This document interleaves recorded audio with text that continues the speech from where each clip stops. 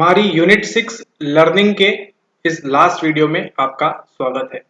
इस वीडियो के बाद आपको यूनिट 6 से संबंधित सभी PYQs आप बड़े आसानी से, सभी आंसर्स आप बड़े आसानी से सॉल्व कर सकेंगे। ठीक है, आज के इस वीडियो में आपको क्या सीखना है? आज के इस वीडियो में आपको इम्पोर्टेंट 3 चीजें सीखना है। सबसे पहले हम बात करेंगे किसके बारे में? सबसे पहले हम बात करेंगे प्रोबेबिलिटी के बारे में, जिसे हम क्या कहते हैं? जिसे हम कहते हैं प्रायिकता। उसके बाद हमको बात करनी है नेक्स्ट किसके बारे में? अगली हमको बात करनी है यहाँ पे प्रोग्राम्ड, और उसके बाद लास्ट में हमको बात करनी है किसके बारे में?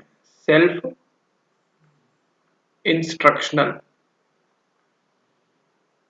इसे हम क्या कहते हैं? इसे हम कहते हैं कार्यक्रमबद्ध।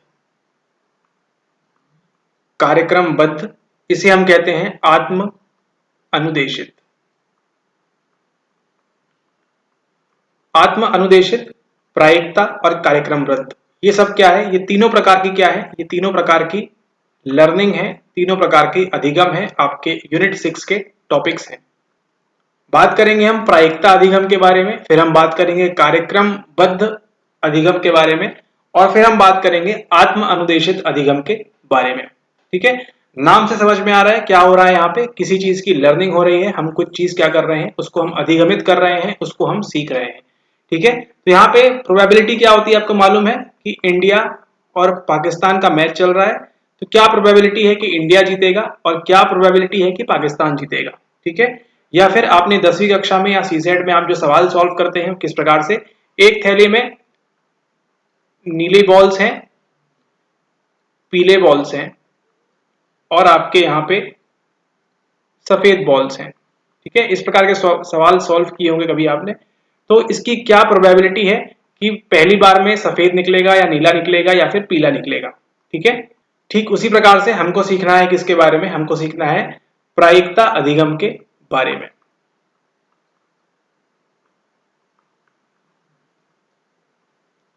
ये तीनों ही टॉपिक वैसे हैं जो उतने ज्यादा इंपॉर्टेंट नहीं है, अगर आता है तो एक आध सवाल आता है, लेकिन ये रिसेंट टाइम्स में देखा गया है कि इस प्रकार से सवाल यहाँ से वो एक एक सवाल उठा के पूछ रहे हैं प्रायिकता अधिगम के बारे में, प्रोबेबिलिटी के बारे में, और सेल्फ इंस्ट्रक्शन के ऊपर ऐसा कुछ विशेष सवाल देखा नहीं गया है। ठीक है, तो किसी भी अधिगम के लिए क्या जरूरी होता है? किसी भी अधिगम के लिए रिवॉर्ड जरूरी होता है, वहां पे पुरस्कार काफी ज्यादा जरूरी हो जाता है। ठीक है, ओके, मान लीजिए आप दे रहे हैं, आपके यूपीएससी का पेपर दे रहे हैं आप, पेपर 1 जीएस वाला। ठीक है, जो आपके एमसीक्यू फॉर्मेट में होता है उसको आप दे रहे हैं। ठीक है, ओके, इस एग्जांपल से समझते हैं, आपको जल्दी समझ में आएगा। ये आपकी ओएमआर शीट है। ठीक है, ये आपकी ओएमआर शीट है, A B C and D.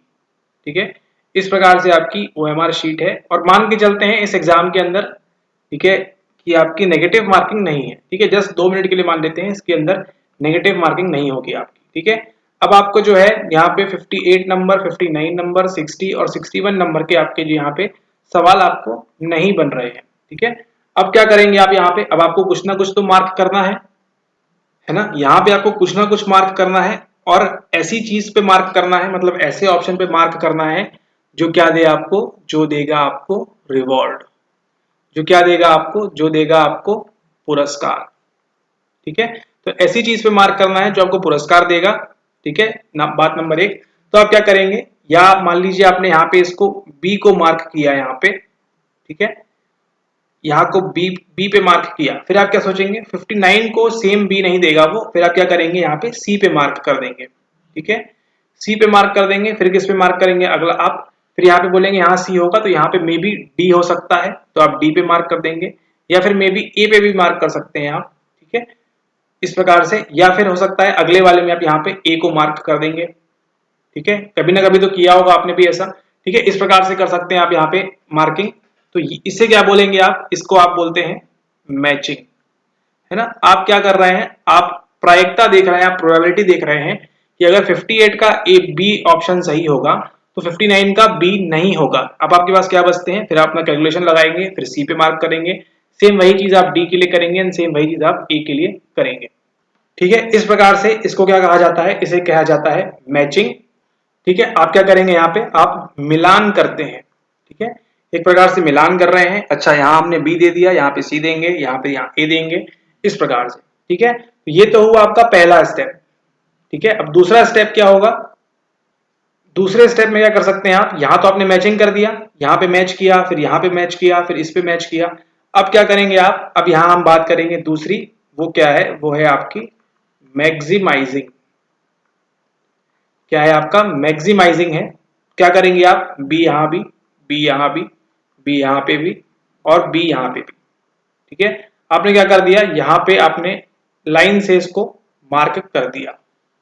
ठीक है, आपने क्या कर दिया, नहीं हमको कुछ मैचिंग नहीं करना, कुछ भी मिलान नहीं करना, हमको क्या करना है, हमारा जो रिवॉर्ड है इसको क्या करना है, हमको मैक्सिमाइज करना है। ठीक है, तो आपने यहाँ पे भी मार्क कर दिया बी, यहाँ पे भी बी मार्क कर दिया, यहाँ पे भी और यहाँ पे भी। ठीक है, तो इस प्रकार से क्या हुआ, मान लीजिए 58 और 60 का अगर बी होता है तो आपकी कितने सही होगा, यहाँ पे 2 सही हो गए। लेकिन अगर आप मिलान वाली टेक्निक से जाते तो आपके कितने सही होते, आपका केवल 1 सही होता, बाकी यहाँ सी मार्क है, डी मार्क है, ए मार्क है। ठीक है, अगर आप मैचिंग की तकनीक से जाएंगे। ठीक है, तो रिसर्च में यही मिला है कि आपका मैक्सिमाइजिंग जो है वो क्या करता है, वो आपको ज्यादा रिवॉर्ड देता है एज कंपेयर टू आपका मिलान वाली टेक्निक। ठीक है, एज कंपेयर टू मैचिंग, मतलब आप मैचिंग करेंगे उसके बजाय आपको ज्यादा रिवॉर्ड, आपको ज्यादा पुरस्कार कौन देगा, आपको ज्यादा पुरस्कार देता है आपका मैक्सिमाइजिंग की टेक्निक। ठीक है, तो आपको मैक्सिमाइजिंग की तकनीक क्या करेगी, आपको ज्यादा पुरस्कार देगी, बजाय इसके कि आप क्या करें, आप मैचिंग करते रहें। ठीक है, तो ये जो दोनों तकनीकें हैं आपकी किसके अंदर आती हैं, यही आती हैं आपके प्रायिकता अधिगम के अंतर्गत। ठीक है, प्रायिकता अधिगम के अंतर्गत मूल रूप से यही दो आता है, जिसे हम क्या बोलते हैं, जिसको हम बोलते हैं प्रोबेबिलिटी लर्निंग। यानी कि आपने प्रोबेबिलिटी के आधार पे क्या किया, यहाँ पे लर्निंग सीखी, जो रिवॉर्ड चीज ज्यादा दे रही है उसको क्या करेंगे, उसको हम सेलेक्ट करेंगे। दो तकनीक कौन सी है आपके पास, दो तकनीक है आपके पास मैक्सिमाइजिंग, और दूसरी तकनीक कौन सी है आपके पास, दूसरी तकनीक है आपके पास मैचिंग। ठीक है, यहाँ पे आप क्या करेंगे, अधिक को सेलेक्ट करेंगे। ठीक है, अधिकतम या फिर अधिक को सेलेक्ट करेंगे, और यहाँ पे क्या करेंगे आप मैचिंग के अंदर आप मिलान करेंगे। ठीक है, तो चीजों को मिलान करके आप सीखेंगे या फिर मैक्सिमाइज करके सीखेंगे, इसी को ही हम क्या कहते हैं, इसी को ही हम कहते हैं प्रायिकता अधिगम, प्रोबेबिलिटी लर्निंग। ठीक है, एक आपका सवाल आया था पीवाईक्यू के अंदर कि आप ये बताइए कि आपकी जो प्रोबेबिलिटी लर्निंग है, आपका जो प्रायिकता अधिगम है, ये किस प्रकार से डिफरेंट है अन्य लर्निंग से। ठीक है, आपका जो प्रायिकता अधिगम है ये किस प्रकार से डिफरेंट है अन्य लर्निंग से। अन्य लर्निंग कौन कौन सी मालूम है आपको, आपको लेटेंट लर्निंग मालूम है। ठीक है, आपको इनसाइट लर्निंग मालूम है, आपको क्लासिकल कंडीशनिंग मतलब ऑपरेंट लर्निंग मालूम है। ठीक है, ये सब आपको मालूम है, तो किस प्रकार से भिन्न है ये आपको बताना है। अब शायद आपको ये सवाल थोड़ा बहुत जो है बनना स्टार्ट होगा कि हाँ, प्रोबेबिलिटी के अंदर ये चीजें होती हैं एंड देन इनके अंदर अलग अलग चीजें होती हैं, यहाँ रिवॉर्ड मिलता है, फिर बिहेवियर में चेंजेस आते हैं, उस प्रकार से वहां पे लर्निंग होती है। ठीक है, कोई सी वॉलंटरी होती है, कोई इनवॉलंटरी होती है। ठीक है, एंड यहाँ पे क्या करते हैं, इसके अंदर आप प्रायिकता के अंदर क्या करते हैं, आप मैचिंग का इस्तेमाल करते हैं या फिर आप मैक्सिमाइज करने का इस्तेमाल करते हैं। ठीक है, एक ही चीज को बार बार करते करते मतलब आपने क्या किया, 1 से लेकर 10 तक सब में ए को मार्क कर दिया। ठीक है, और मान लीजिए इत्तेफाक से ये 4 सही थे तो आप जो अगर टॉप पे आ गए। ठीक है, और मान लीजिए हम वहां पे बैठे थे, हमने क्या किया, वहां पे मैक्सिमाइज किया, मैचिंग किया B C A B D C, इस प्रकार से करते गए, हमारे नंबर कितने आए, वहां पे 2 आए। रिवॉर्ड किसको मिला, आपको मिला ज्यादा। ठीक है, तो इस प्रकार से ट्राई करिएगा वो उत्तर लिखने का आपका पीवाईक्यू का सवाल। चलिए अगली हम बात करने वाले हैं प्रोग्राम्ड लर्निंग के बारे में। प्रोग्राम क्या होता है आपको मालूम है ना, उसके अंदर क्या होता है, सबसे पहले एक होगा, देन सेकेंड होगा, देन थर्ड होगा, then fourth step, then fifth step, then sixth step. ठीक है, मतलब अगर प्रोग्राम को समझें एक प्रकार से क्या है, ये कार्यक्रम बद्ध बद्ध। ठीक है, यहाँ पे आ नहीं रहा है कंप्यूटर के अंदर, कार्यक्रम बद्ध अधिगम की हम बात करने वाले हैं। ठीक है, कार्यक्रम क्या होता है, कोई भी प्रोग्राम, कभी आपके स्कूल में एनुअल फंक्शन हुआ होगा या फिर कोई अन्य चीज हुई होगी। जो प्रोग्राम क्या होता है, सबसे पहले प्रिंसिपल आके स्पीच देते हैं कि हाँ हमारा स्कूल ऐसा है वैसा है, ये है वो है, ठीक है। देन क्या होता है, उसके पहले भी क्या होता है, स्वागत वाला गीत गाया जाता है, आइए चीफ गेस्ट आप पधारे, हमको बड़ी खुशी हुई। ठीक है। देन क्या होता है, प्रिंसिपल स्पीच देते हैं। देन पहला प्रोग्राम, दूसरा प्रोग्राम, तीसरा प्रोग्राम, एक क्या चलता है, कार्यक्रमबद्ध तरीके से पूरा जो है समापन तक। ठीक है। अब आप आए, समाप्ति की ओर जाता है पूरा कार्यक्रम। ठीक है। तो क्या होता है, एक step, second step, third step, fourth step. ठीक उसी प्रकार से जब हम सीखते हैं, ठीक है, तो यहाँ पे बात हो रही है किसकी, यहाँ पे बात हो रही है कार्यक्रमबद्ध अधिगम के बारे में। ठीक है। अब किसका नाम ध्यान रखना है आपको, स्किनर का।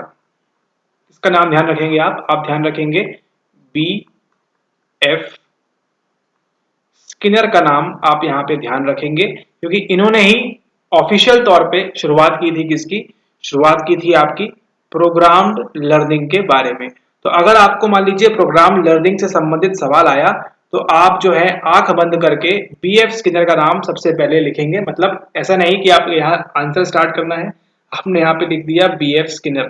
ठीक है, ऐसे नहीं करना है। मतलब इनका नाम आपके उत्तर में कहीं ना कहीं इंक्लूड होना चाहिए, आपको मालूम होना चाहिए, है ना। सामने जो चेक करेगा उसको आपको बताना है कि हमको मालूम है कि बीएफ स्किनर से इनकी शुरुआत हुई थी प्रोग्राम लर्निंग की। ठीक है, ऑफिशियल तौर पे इन्होंने शुरुआत की थी प्रोग्राम लर्निंग की, और इनका जो था उसे क्या बोलते हैं, उसे बोलते हैं हम लीनियर प्रोग्राम्ड लर्निंग। लीनियर क्या होता है, एक लाइन में। ठीक है, अभी दिखाते हैं, है ना। इन्होंने जो बताया वो क्या था, वो बताया इन्होंने रेखीय आपका कार्यक्रमबद्ध अधिगम। ठीक है, रेखीय कार्यक्रमबद्ध अधिगम के बारे में किसने बताया, बीएफ स्किनर ने बताया। लेकिन उससे पहले अगर हम बात करें तो हमारी जो भगवत गीता है, भगवत गीता भी क्या है, क्या वो भी एक प्रकार से प्रोग्राम नहीं है कि अर्जुन को जो बताया, पहले ऐसा बताया, देन ऐसा बताया, then next, then next, then next, फिर अपने जो भाइयों का वध करना है, उसके बाद से पूरा एक प्रकार से बताया कि पूरा जीवन किस प्रकार से जिया जाना चाहिए, किस प्रकार से जीवन यापन करना चाहिए। ठीक इस प्रकार की बातें कह सकते हैं हम कि ऑफिशियल नहीं, बट हाँ कि एक प्रकार की क्या है, वहां पे भी प्रोग्राम लर्निंग है कि मनुष्य का जीवन यहां से लेके यहां तक पहुंचता है पूरा प्रोग्राम तरीके से। ठीक है, ठीक है। उसी प्रकार से पाश्चात्य में भी, वेस्ट में भी जो था आपके सुकरात, है ना, और प्लाटो। तो आपके सुकरात ने वहां पे बताया आपको ज्योमेट्री के बारे में। ठीक है, उसके सारे प्रोग्राम इंस्ट्रक्शन वगैरह दिए उन्होंने वहां पे। ठीक है, तो ये काफी पुरानी बात हो गई, जस्ट आपको नॉलेज के लिए बता रहे हैं यहाँ पे।